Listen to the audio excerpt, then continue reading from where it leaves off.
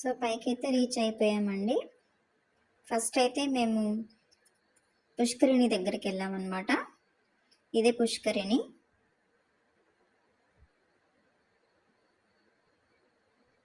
So ఇక్కడంతా మనకు ఫుల్గా వాటర్ ఉంటుంది.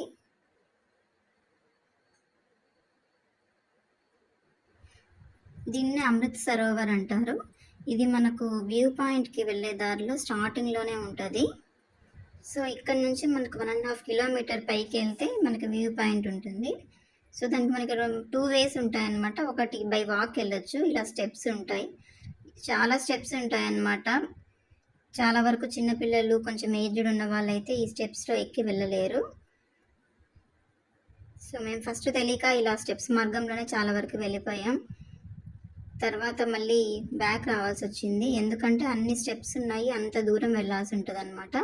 చాలా కష్టం ఇలా స్టెప్స్ మార్గంలో వెళ్ళడం.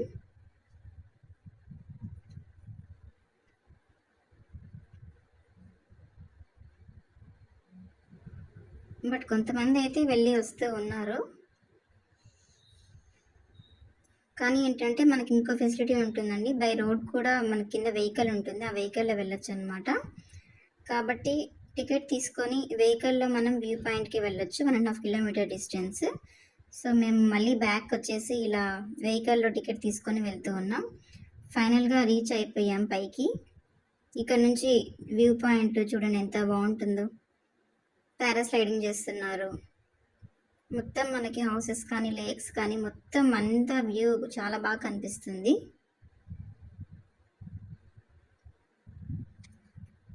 చూడండి అసలు మేఘాల దగ్గర ఉన్న ఫీలింగ్ ఉంటుంది. ఇక్కడే మనకు ఫుడ్ అంతా కూడా దొరుకుతుందండి, స్నాక్స్ కానీ రెస్టారెంట్స్ కూడా ఉన్నాయి. అండ్ చాలామంది హోటల్లో స్టే చేయడానికి కూడా మనకి ఆప్షన్ ఉంటుంది. హోటల్ బుక్ చేసుకున్న వాళ్ళకైతే మనకు పై వరకు కూడా వెహికల్ని అలో చేస్తారు. సో చాలామంది ఏంటంటే వచ్చి 2-3 డేస్ అలా ఇక్కడ హోటల్స్ బుక్ చేసుకొని స్టే చేసి అలా వెళ్తూ ఉంటారనమాట. పారాస్లైడింగ్ చేస్తున్నారు చూడండి. దీని తర్వాత మేము యోగనందీశ్వర స్వామి టెంపుల్కి వెళ్ళాము. ఇది ఎంట్రన్స్.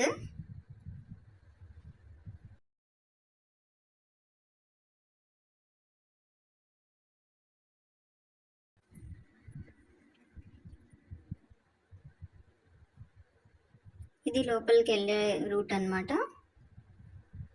ఇది లోపల టెంపుల్ దగ్గర మనకు బయట వ్యూ.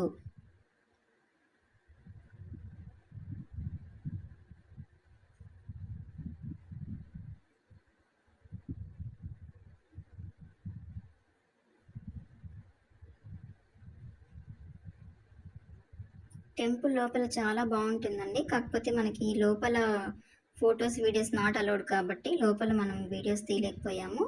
ఇక్కడ నుంచి లోపలికి వెళ్తే ఇంకా మనకి గర్భగుడి. సో అది అయిపోయిన తర్వాత మేము ఇంకొక వ్యూ పాయింట్కి వెళ్ళాము. అక్కడ నుంచి అయితే అసలు సీనరీ ఇంకా సూపర్ ఉంటుంది అనమాట. సో చూసారు కదా,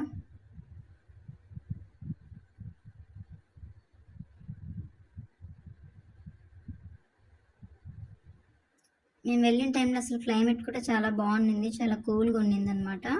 కాబట్టి వ్యూ అనేది ఇంకా అందంగా అనిపించేది. మాకు 2 అవర్స్ ట్రాఫిక్లో వేస్ట్ అయిపోవడం వల్ల మేము ఇంకా ఎక్కువ ప్లేసెస్ చూడలేకపోయాము. సో ఇది మా నంది హిల్స్ ట్రిప్ అండి. సో మేము దీని తర్వాత మేము చిక్బల్లాపూర్లో ఆదియోగి స్టాచ్యూ దగ్గరికి వెళ్ళాము. అక్కడ లైట్ షో కూడా చూడడం జరిగింది. ఆ వీడియో కూడా నేను మీకు ఇక్కడ అప్లోడ్ చేస్తున్నాను, కావాలంటే మీరు నా ఛానల్లోకి వెళ్ళి ఆ వీడియో కూడా చూడొచ్చు. సో మేము ఫైనల్గా నంది హిల్స్ నుంచి చిక్బల్లాపూర్ వెళ్తూ ఉన్నాం అనమాట. సో మనకు అక్కడ కూడా ఈ వీకెండ్స్లో వెళ్తే ఫుల్ ట్రాఫిక్ ప్రాబ్లం ఉంటుంది, బికాస్ రోడ్ సరిగ్గా లేకపోవడం వల్ల.